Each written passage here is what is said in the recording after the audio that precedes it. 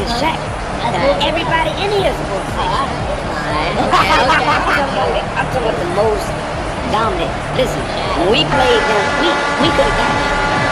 But we ran into Shaquille O'Neal in his prime. Like the killer. Never. Never seen nobody. Been round my way, the dudes used to call me Baby Shaq. And that was like, they didn't call me nothing, they didn't say Jordan, none of that. They used to call me, that means a little dude, a dude at your size, dominating the game. Couldn't nobody do nothing with Shaq. Nothing. It won't even close. Saw Shaq, everybody pushed him up around there. I ain't Shaq. That's for them. For them. Like I said, I ain't Shaq. My first year we were playing, and he kept posting up, but they kept fouling him, so he kept going to the free throw line and kept missing him. And so he'd throw the ball out to me. I'm not throwing that shit back in there. Right? So I kept shooting, right? So we get in the timeout. He's like, hey, I'm open. I'm like, okay. And so we go out, same thing. Come, hey, I'm open. Okay. There you go. Come back in. Hey, dude, you gotta throw me the ball. I said, man, fuck that. Get it off the rebound if I miss, bro. He told him this. First year, 18 years old, man. 18 years old. And I must have been out of my damn mind.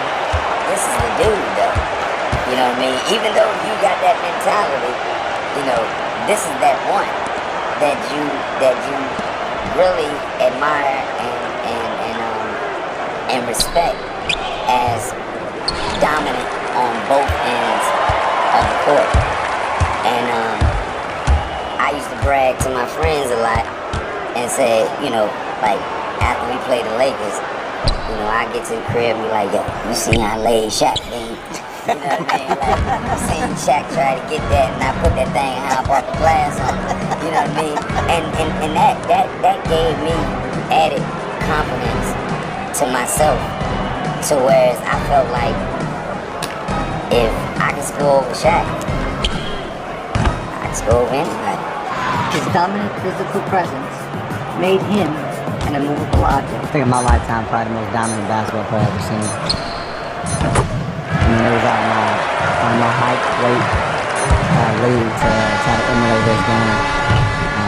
You know, I was a guard growing up and then coming forward, so I never tried to emulate my game after him.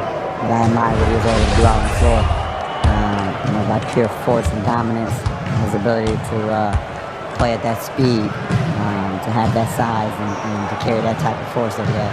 You know, bringing in Shaq, I think with his dominance and his presence and his experience, that he can help me play into late June.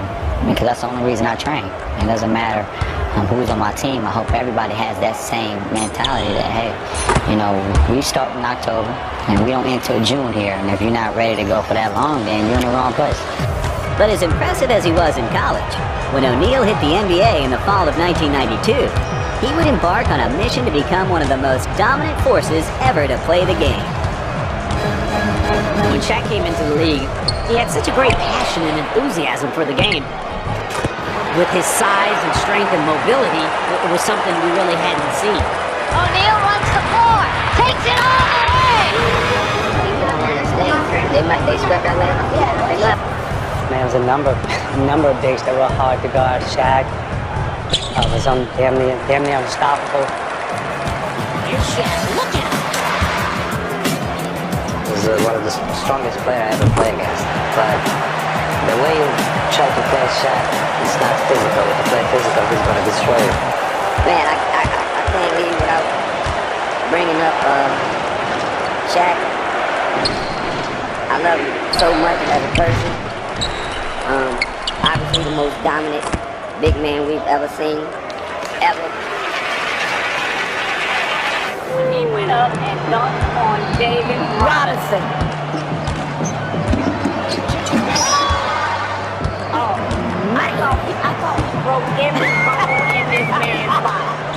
When it became official, this is the guy that you're going to play with, he is coming to Miami. What was your reaction? First, my reaction, I was a little sad at first because I knew I was losing my buddies in Lamar and Karan and Brian.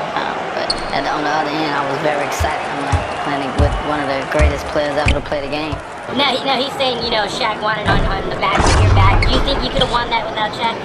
No, not at that time. No, I was young in the league trying to figure it out, so I needed somebody like Shaq to help me, give me the keys and let me drive the car. So I appreciate him for doing that. Shaq was here last time. He said that when he goes to a restaurant, he asks the waitress how much he would like her to tip. And then whatever amount they say, that's what he will tip. Have you ever seen that happen? Hell no. he doesn't tip like that. I mean, you're talking about the same guy. We were doing a tribute to John Glenn. He passed away, and Shaq says, "I wanted it closer to the moon or L.A." And we say, "What do you mean, close to the moon or L.A.?" He says, "When you walk outside, you can see the moon, but you can't see L.A."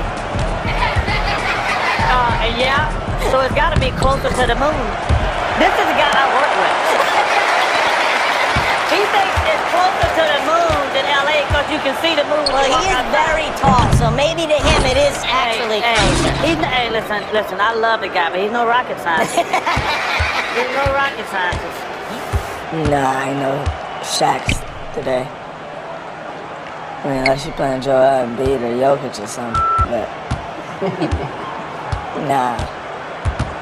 Ain't nobody banging like that. Like, I probably expend more energy chasing little guards around and banging in this series. I mean, and you still gotta box out and rebound and stuff, but ain't just like posting up and bodying me every time, so nah. Thank God Shaq ain't in this series though.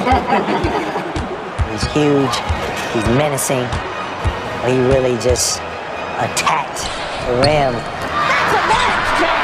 Even Shaquille was a grand whatever. Oh, what a jump. Now, did you know Dame Lillard was going to drop your name in that Shaq diss track? Nah, I didn't. That's rap battles. I ain't got nothing to do with rap battles. I don't know how to rap, but no, I didn't. I went on Joe Budden's podcast when I was doing a press run for my album that I put out this summer, and he said, "Who's the best rapper out of the NBA?" And I said, "Me." And he said, "What about Shaq?" And I said, "People view Shaq as Shaq, not as like an artist," which wasn't a knock on Shaq. I just think he's a major celebrity, so people looked at it like Shaq is doing music. It wasn't like he's just another artist. And I also mentioned that he was like a pioneer for athletes doing music and kind of breaking over into that and being commercially successful. But Shaq was offended by that, and he put a diss track out. So when he put his out, I just responded. And then after I responded, there was like time in between. And then I just put another one out. So, I put the second one out before he had a response, and then he put another one out. But it's not like I don't got no beef with Shaq or nothing like that. It's like he was the first one to do it, and I'm current. So we shot it out. Shaquille O'Neal is the most dominant force I have ever seen in the history of basketball. I only got tapes of Will Chamberlain. I saw Shaquille O'Neal. Shaquille O'Neal at 325, 350 pounds is the most dominant force I have ever seen on a basketball court. With Shaquille didn't have quite the same athleticism Will had. He had the bounce and he had the speed, but he didn't have the endurance. This is the 48 minutes a night that we talked about. He had a jump hook, whereas Will didn't have a jump hook. He had a range shots, he had a hook, he had a finger roll, and a turnaround jump shot. And Shaq was a post sprinter, where he'd go down and get in the lane and hill in the crowd. And Will was never much of a post sprinter. He used to take his time. In fact, when he rebounded, a lot of times he'd make the guards come back to him to get the ball, so he'd be down there when the ball got to the other end of the court. Yeah, because we're both terrible foul shooters. But other than that, Shaquille and I is like comparing me with Clark Gable. In this case, I'm Clark Gable and he's me. He plays an entirely different type of basketball game. He uses his physicality. He He's a big, strong young man, and that works well in today's game. If he was facing me and other guys of my time, not so good. I mean, I'm a guy bench pressing around 600 pounds when I was at my best. 600 pounds? Yeah, right. He really just took the league by storm. But he did it in Shaquille O'Neal style. He was just as big off the court as he was on the court. And when he went from Orlando to the Lakers, LA just loved him.